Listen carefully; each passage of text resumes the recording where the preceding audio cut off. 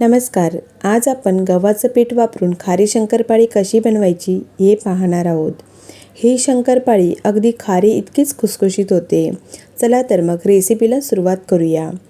इथे मी खारी शंकरपाळी बनवण्यासाठी एका कढईमध्ये 2 कप पाणी घेतलं आहे. हे पाणी आपल्याला गरम करून घ्यायचं आहे. आता यामध्ये चवीनुसार मीठ, पाव चमचा साखर घेतली आहे, 1 चमचा जिरे, अर्धा चमचा ओवा घेतला आहे, तो हातावर चोळून आपल्याला यामध्ये घालायचा आहे.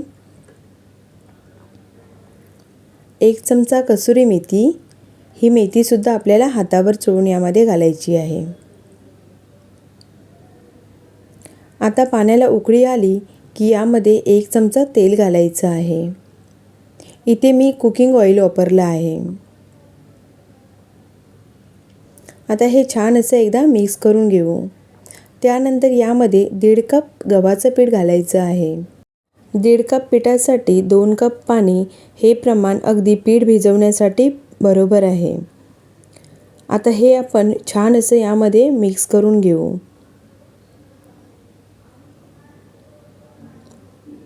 पिठाचा अगदी गोळा होईपर्यंत आपल्याला हे परतून घ्यायचं आहे.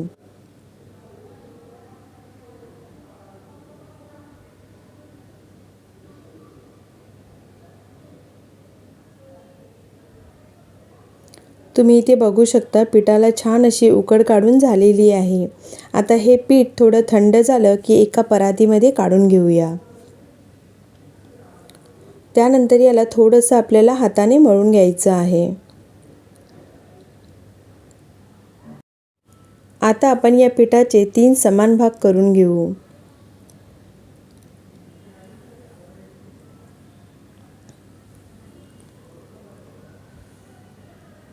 त्यानंतर शंकरपाळीला वरून लावण्यासाठी आपल्याला साठा बनवायचा आहे.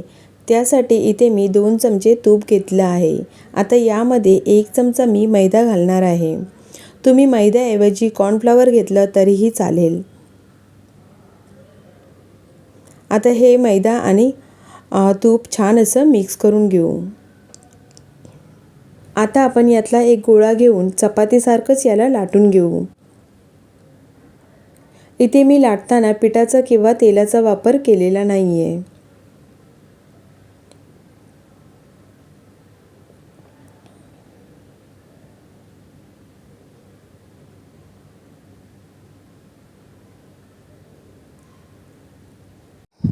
आता आपण यावर मैदा आणि तूप यांचा जो साठा बनवला आहे तो लावून घेऊया.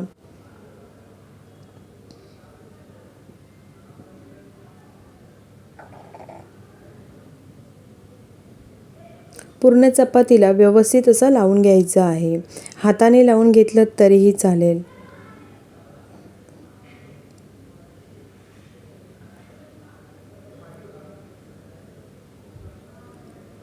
आता ही चपाती आपण 2 साइडने फोल्ड करून घेऊया.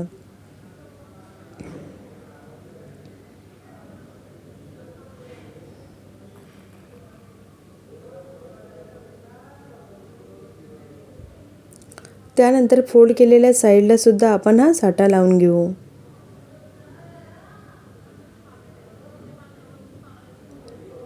आता ज्या 2 साईड राहिल्या त्या सुद्धा आपण फोल्ड करून घेऊ.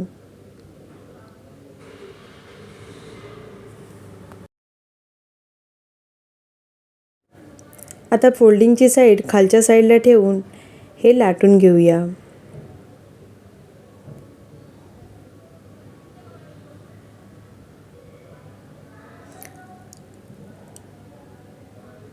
लाटताना शक्य होईल तेवढं पातळ लाटून घ्यायचं आहे.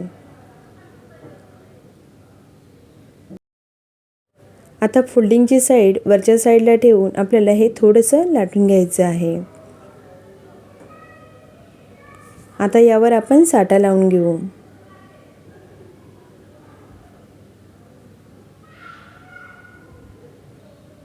आणि हे 3 भागांमध्ये फोल्ड करून घेऊ.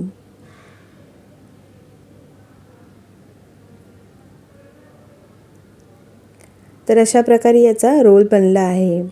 आता हा रोल आपण पातळ असा लाटून घेऊया.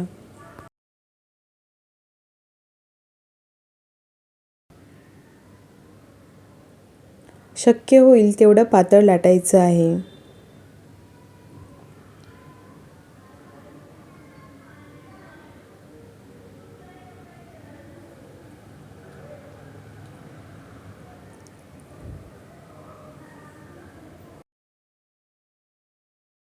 आता आपण याला कट करून घेणार आहोत.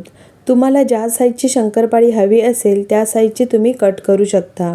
इथे मी साधारण 1.5 इंच साईजची शंकरपाळी कट करून घेतली आहे.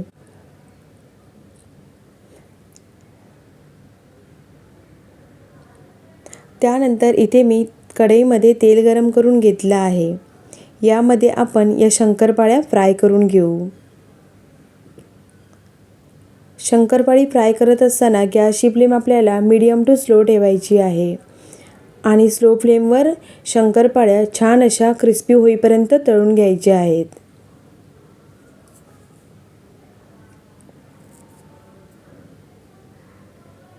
ही शंकरपाळी भाजायला थोडा वेळ लागतो, पण क्रिस्पी होण्यासाठी आपल्याला ही शंकरपाळी स्लो फ्लेमवरच भाजायची आहे.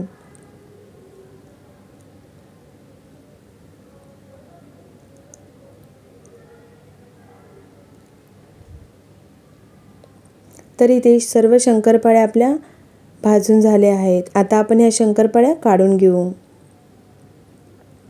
अशाच प्रकारे राहिलेल्या शंकरपाळ्यासुद्धा आपण फ्राय करून घेऊ.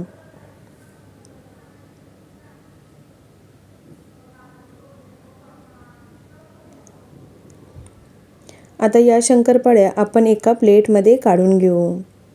तर तुम्हाला ही आजची रेसिपी कशी वाटली ते मला नक्की सांगा. रेसिपी आवडल्यास लाईक, शेअर, सबस्क्राईब करायला विसरू नका. व्हिडिओ पाहिल्याबद्दल धन्यवाद. तोपर्यंत बाय बाय.